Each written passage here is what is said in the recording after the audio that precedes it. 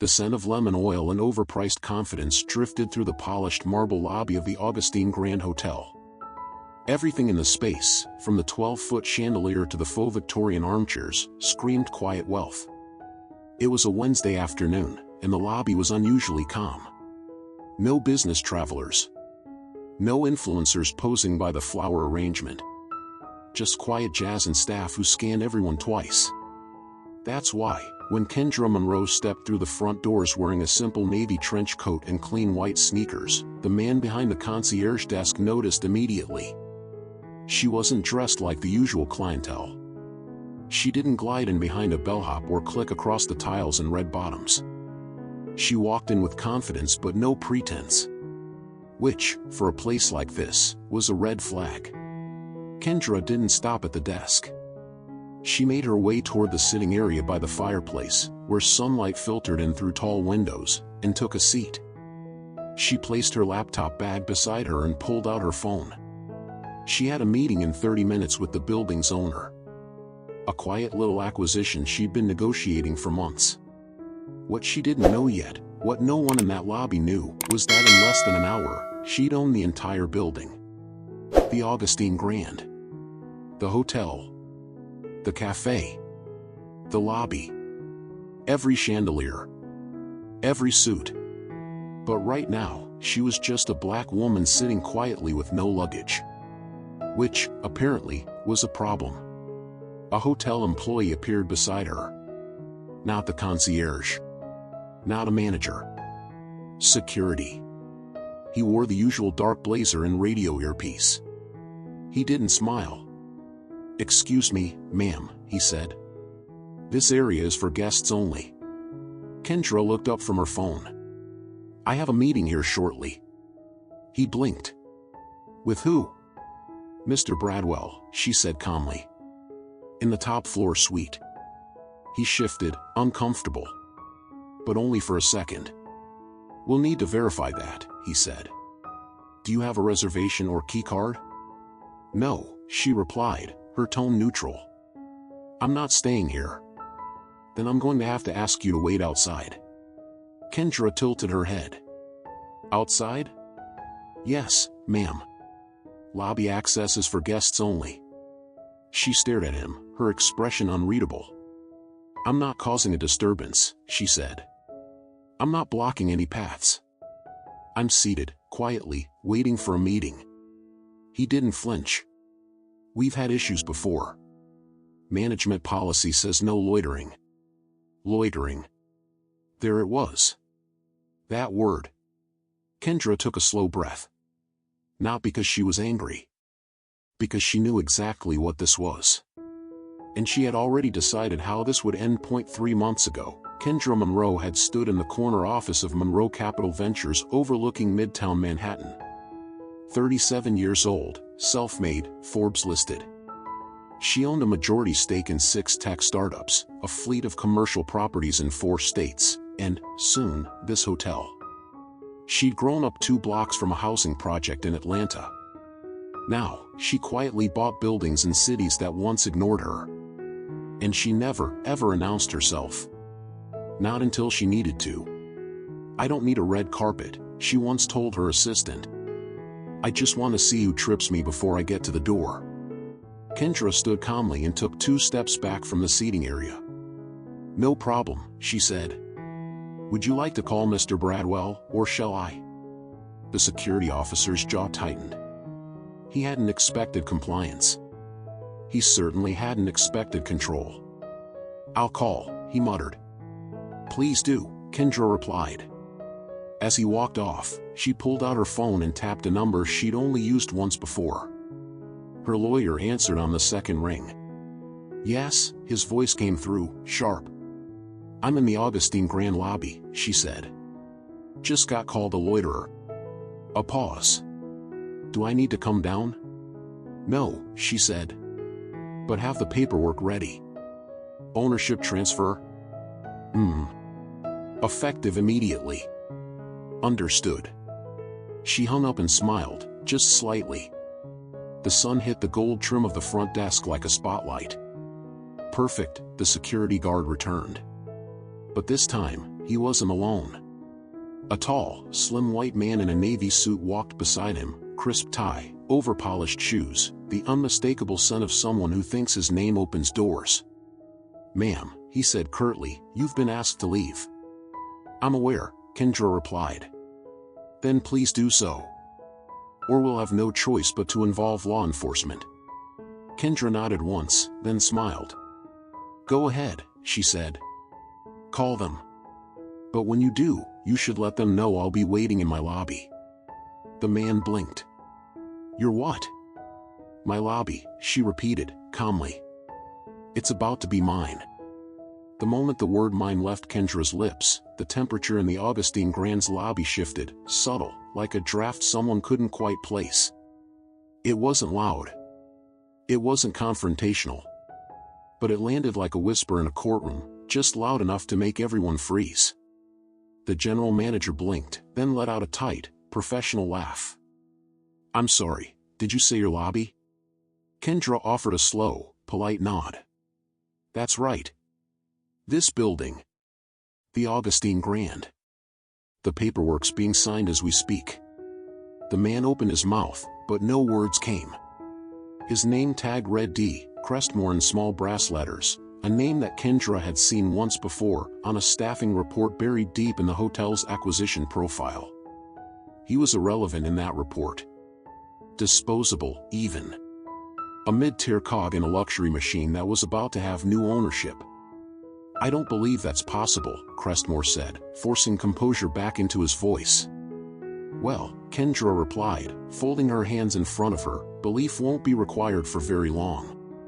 The security guard, still lingering beside the manager, looked visibly uncomfortable now. His posture had shifted, the confidence from earlier had drained from his shoulders.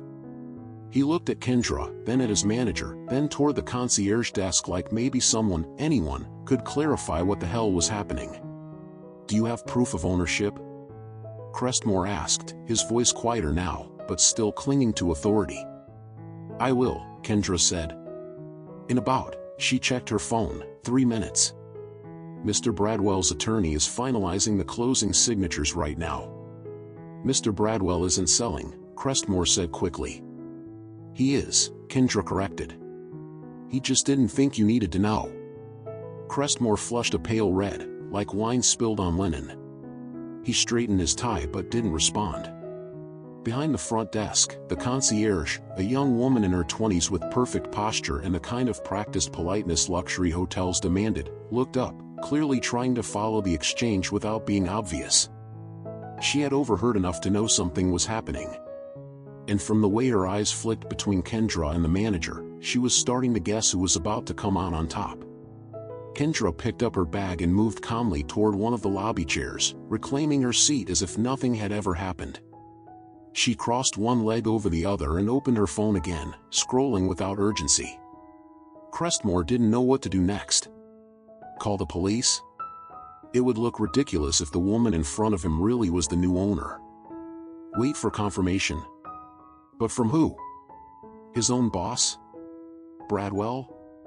The manager turned abruptly and disappeared into a hallway, barking something under his breath that the security guard didn't catch. The guard looked at Kendra one last time before backing away, avoiding eye contact. Kendra sat still, calm as glass. And then her phone rang. "Hello," she answered, voice bright. A pause. Then a familiar voice replied, "It's done." That was all she needed. The elevator dinged behind her.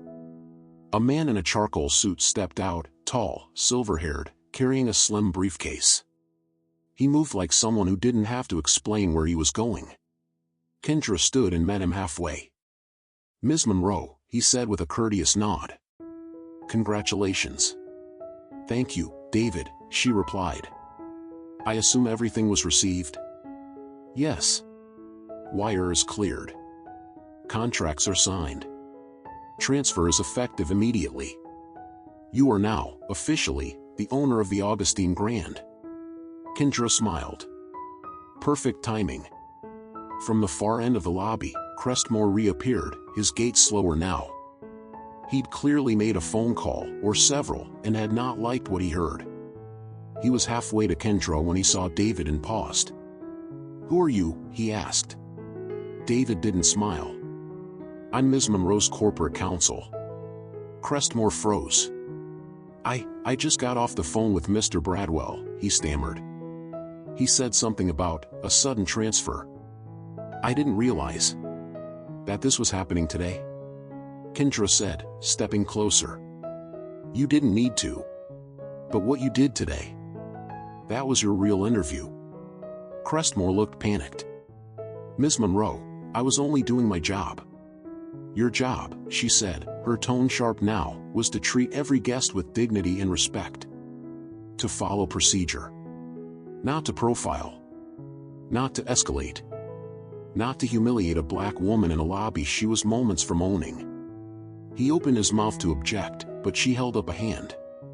"I don't want your explanation," she said. "I want your resignation. Effective immediately." He swallowed. "You can't just." "I can," she said, stepping even closer. "And I just did." The silence in the lobby was deafening. Guests had begun to notice. Phones were being lifted discreetly. One man across the room was clearly recording. And then, Kendra turned to the concierge desk. "You," she said gently to the young woman who had watched it all unfold. The woman straightened. "Yes, ma'am. You handled this with grace. Calm. You didn't jump in, but you listened. What's your name?" "Sierra." "Well, Sierra," Kendra said, "you're now the acting front of house manager. Effective immediately." Sierra blinked. "Wait, what?" "I believe in promoting those who show good instincts under pressure. I'll have HR reach out by end of day. You'll get a salary bump. And a new title." Sierra's hand flew to her mouth, eyes wide with disbelief. "Thank you, ma'am." Thank you." Kendra nodded once, then turned back to Crestmore, who was now standing stiffly, trying not to unravel in front of the entire hotel. "You can leave your keys and ID badge at the desk," she said simply. Crestmore lingered for a second longer, then turned and walked out. Not a word more. The rest of the lobby exhaled. Kendra stood there, still and composed, her presence magnetic. She didn't need to raise her voice. She didn't need to fight. She just needed to be seen. And now, she had been. Her lawyer leaned closer. "What would you like to do first?" he asked. Kendra looked around the lobby, the pillars, the walls, the polished lies of hospitality that hadn't included her 5 minutes ago. Then she said, "Let's start with the hiring policies." By the next morning, the hotel lobby looked the same, chandeliers still gleamed, the jazz still murmured through ceiling speakers, and the bellhops still wheeled gleaming suitcases across polished floors. But under the surface, something had changed. A quiet current was moving through the building, not loud, not rushed, but steady. Deliberate. Like a tide coming in. The front desk staff whispered more carefully. The concierges answered phones with a bit more alertness. No one had seen Crestmore since the previous afternoon, but everyone had seen the email from HR just hours after the incident, effective immediately. "The Augustine Grand is under new ownership. Please welcome Ms. Kendra Monroe." There were no exclamation marks. No celebration banners. Just a name. And for the first time, most of the staff realized they didn't know the woman who now signed their paychecks. But they'd heard what happened, and even those who tried not to believe it knew deep down, it was true. Sierra, the former concierge who was now acting front of house manager, walked through the lobby with fresh posture. It was in her step, more grounded, more certain, but it was also in the way people looked at her. Some smiled. Some nodded. Some didn't know what to make of it. She had a meeting scheduled with Ms. Monroe at 9 a.m. sharp. At 8:59, she was already standing outside the top-floor executive suite, palms damp with nerves. At 9 o'clock, the door opened. Kendra stood there in a black blouse and fitted slacks, barefoot on the suite's wood floors, holding a coffee mug in one hand. "Sierra. Come in," she said warmly. The room wasn't what Sierra expected. There was no sense of ego. No flash. A laptop sat on the table surrounded by neatly stacked reports. The TV was off. The windows were open, letting in sunlight and birdsong. Thank you again, Sierra said, entering slowly. No thanks necessary, Kendra replied, motioning to the seat across from her.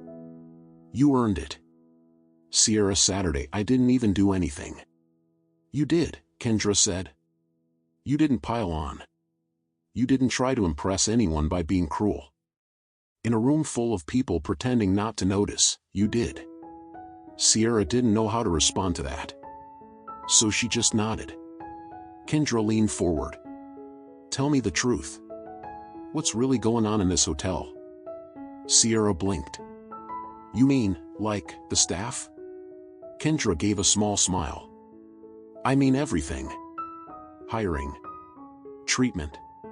Turnover. Culture. What they say when they think no one's listening. Sierra hesitated. I don't want to cause problems. You're not, Kendra said. You're helping me see what I'm about to clean up. Sierra swallowed. Then began. She told her about the 3 black applicants she'd seen turned away from interviews for vague reasons, not the right fit, when she knew they were more than qualified. She told her about the back-office jokes, the coded language in manager meetings, the way housekeeping staff from immigrant backgrounds were treated as second-class workers. She talked about the after-hours drinks Crestmore held only with white department heads, about the unspoken chain of who was allowed to speak and who was expected to serve. By the time she finished, Kendra had a list of names, patterns, and rot. She sipped the last of her coffee and said, Good. Now let's fix it. That afternoon, Kendra summoned every department head to the hotel's largest meeting room. Some arrived curious. Some arrived tense. Most had only seen her through email and whispers. She stood at the front of the room in flats and a tan blazer, hands folded. She didn't need a microphone. When Kendra Monroe walked into a room, the space quieted for her. Thank you for coming, she began. I'll be brief. She paused, making eye contact with each row. Yesterday, I was asked to leave this hotel for sitting quietly. No scene. No noise. No disruption. Just existing. A few people shifted in their seats. Some of you may want to explain it away. Say it was a misunderstanding. Say it wasn't about race. That's fine. You're allowed to lie to yourselves. But I don't lie to me. She let the silence settle. I bought this hotel not just because it was profitable, but because I wanted to see who I was buying. She stepped forward now. And what I saw was a culture of exclusion. Of hierarchy by skin tone, accent, background. That ends today. She clicked a button on a remote, and a slide appeared on the screen behind her, the Augustine reset. We're beginning a full culture audit. Anonymous reports. Exit interviews reanalyzed. Departmental reviews. Any employee found to have engaged in discriminatory behavior, directly or by silence, will be held accountable. A man in the back raised his hand. And what does that mean? It means if you rolled your eyes every time housekeeping walked in, I'll find out. If you sat in management meetings and let jokes slide, I'll find out. If you were the one telling those jokes, I already know. No one dared speak. Kendra smiled, but there was no warmth in it. You can walk out now if this makes you uncomfortable. But if you stay, understand, this is no longer their Augustine Grand. This is mine. She clicked off the slide. Meeting adjourned. By sundown, 3 resignations had been submitted. 2 anonymous complaints had already hit the new internal portal Kendra had launched. And the hotel's longtime HR director, a woman with a 15-year history at the company, sent a carefully worded email asking for a conversation about alignment. Kendra didn't respond. She simply forwarded the email to legal. Then she sat at the desk in her suite, opened her laptop, and began typing the press release. Under new ownership, the Augustine Grand will be restructured with an emphasis on equity, integrity, and dignity. She paused, then typed the next line. By Friday, the press release was everywhere. It hadn't gone viral. Not yet. But it was spreading, slowly, like the scent of smoke before the fire alarms blare. Business Wire picked it up first. Augustine Grand undergoes cultural restructure following ownership change. Then a local blog added context.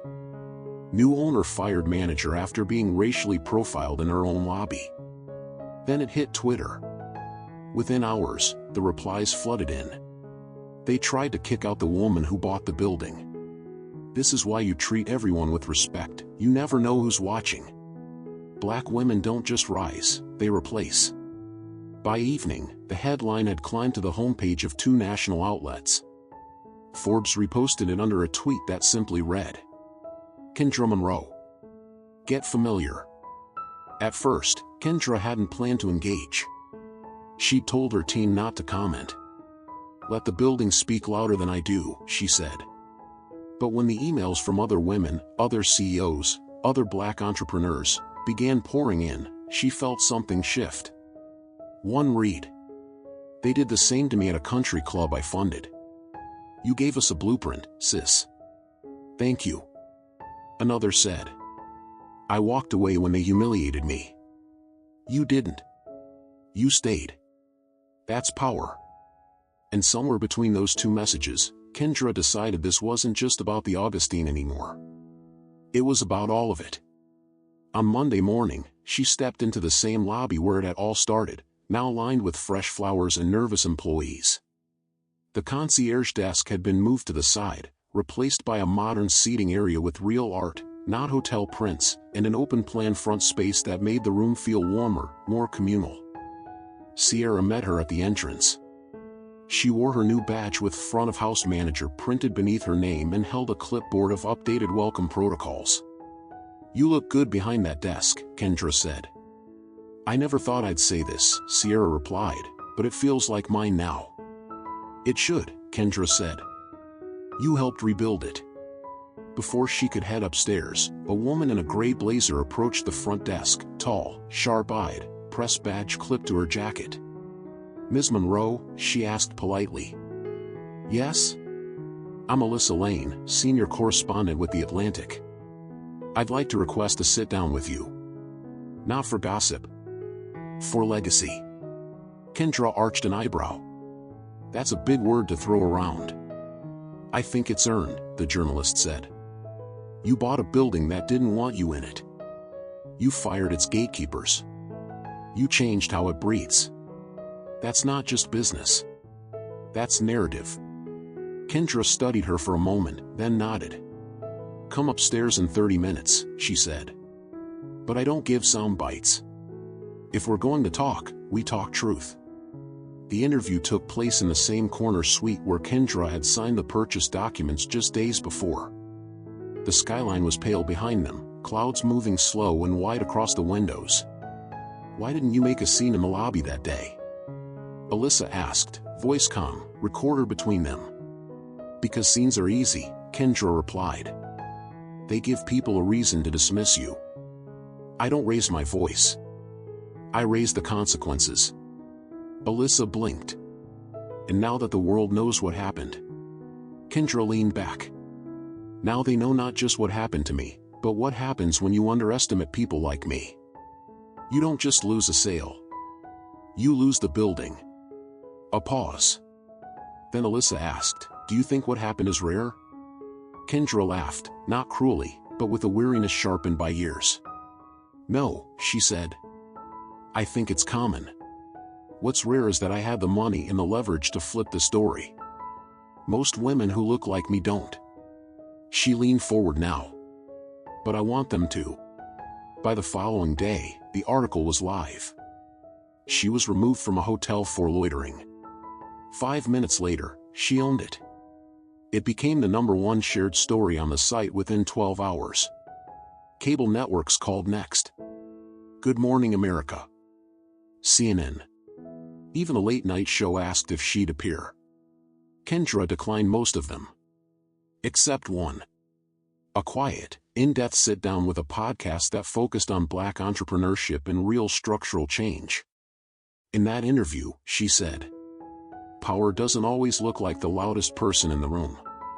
Sometimes it's the one who doesn't flinch when someone doubts her, because she already knows who she is." By Friday, corporate offers began arriving. Real estate groups, legacy hotel chains, investment funds asking if she'd consult, partner, expand. A tech CEO offered to buy the Augustine for twice what she paid. She said no.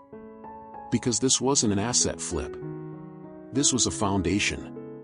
Still, not everyone was pleased. A group of past guests, uncomfortable with the new policies, left snide reviews online. One former investor pulled out of a separate property. An anonymous article circulated on LinkedIn, titled, "When CEOs Make It Personal, the Risk of Leading with Emotion." Kendra didn't blink. She sent a handwritten thank you note to the investor. "Your exit made room for better company." She blocked the LinkedIn article's author. And she got back to work. By the next week, Augustine Grand had implemented a new DEI board made up of staff from every department, rewritten its hiring protocols, partnered with a local nonprofit to house single mothers transitioning from homelessness, and signed a 3-year contract with a Black-owned interior design firm to redo the entire top floor. The building was changing, brick by brick, room by room. And Kendra wasn't going anywhere. Late one evening, just as she was closing her laptop, her assistant knocked. "Someone on line 2, she said. "It's the CEO of the Carter Group." Kendra raised her eyebrow. That was the largest real estate conglomerate on the eastern seaboard. She picked up the phone. "Ms. Monroe," the voice said smoothly, "we've been watching what you've done. We'd like to talk about expansion, nationally." Kendra smiled. "Then let's talk." Kendra sat across from the Carter Group executive team in a downtown conference room that looked like it hadn't changed since the 90s. Cherrywood paneling, gold trim on the sconces. One too many flat-screen monitors to prove how modern they were. But despite the show of wealth, it all felt dated. 4 men in tailored suits. 1 woman in a bright blazer. All of them eager. All of them careful. They spoke to Kendra like she was a unicorn, part marvel, part asset. They made their pitch with practiced charm. "We believe your approach could redefine mid-luxury hospitality. You've tapped into a culture wave. Your name is hot. We'd like to front a national expansion. 50 locations. Flagship branding. You'd be the face." Then came the number. 9 figures. Followed by an equity structure so aggressive, it left almost no decision-making in her hands. They wanted her story. But not her strategy. They wanted her face. Not her control. Kendra folded her hands on the table and took a breath. "I'm going to say no." The air in the room thinned like someone had opened a vacuum. One of the men leaned forward. "Ms. Monroe, with all due respect." "Don't," she cut in. "Don't with all due respect me. You don't respect me. You respect what you think I'm worth." Silence. "I didn't buy a hotel to start a franchise," she continued. "I bought it because I got removed from a lobby that I should have never had to prove I belonged in. I rebuilt it because I wanted every person who walks into that building to know they are seen. I didn't create a business. I built a blueprint." They exchanged glances. "Now if you want a partner in a way that honors that," Kendra said calmly, "then we can talk again. But I don't sell names. I build legacies." She stood, smoothed her blazer, and left without waiting for a reply. Outside, the wind was brisk and biting, the kind that makes you remember exactly where you are. Her driver held the car door open. She paused, stared down the street for a moment, then got in. Inside the car, she pulled out her phone and scrolled through the emails that had come in during the meeting. One caught her eye. A school principal from Memphis. Subject line: "Your story changed how I train my staff." Another, from a young entrepreneur in Detroit. I never thought someone who looked like me could lead from the top. I'm not waiting anymore. Kendra smiled. That was why she'd said no. A week later, she was back at the Augustine Grand. The front lobby had been transformed. The new art was up, all pieces commissioned from local black artists. The lounge cafe had swapped its bland European playlist for a soulful mix curated by a DJ from the Bronx. The uniforms were changed, not to white gloves and stiff collars, but clean, modern pieces designed by a historically black fashion institute. The lobby wasn't just different. It was alive. Kendra walked through, unnoticed for a moment. Just another woman in heels and sunglasses. Then someone at the front desk saw her. Sierra smiled. Guests nodded. One woman whispered to her partner, "That's her." Kendra didn't mind the attention. But she wasn't here to be seen. She was here to check in on progress. She spent the afternoon in a staff meeting, not behind a podium, but seated in the circle. Housekeeping, concierge, kitchen, maintenance. Everyone had a voice. Everyone contributed. "I want this place to reflect all of us," she said. "That means you tell me what needs to change, not just what works." One employee, a Latina woman in her 60s, raised her hand. "You really mean that?" "I do," Kendra replied. "Well then," the woman smiled, "you need better coffee on the third floor." The room laughed. So did Kendra. Later that night, after guests had gone to their rooms and the city lights blinked through the lobby windows, Kendra stood alone in the same spot she'd been removed from weeks earlier. It looked different now. But it felt even more different. Not just because she owned it. Because she'd claimed it. She ran her hand along the leather arm of the lobby chair. The same one where she'd once sat quietly, waiting to be treated like a person. Now it was her chair. Her lobby. Her story. Before leaving, she paused by the new plaque by the elevator. It had been installed that morning, bronze, understated, and mounted at eye level. She hadn't asked for it. Sierra and the staff had done it without telling her. It read, "In honor of every woman who was told she didn't belong, and stayed anyway. Cam." She stood in front of it for a long moment. Then turned and walked out the front doors. She didn't flip buildings. She flipped the script. And this time, the doors stayed open.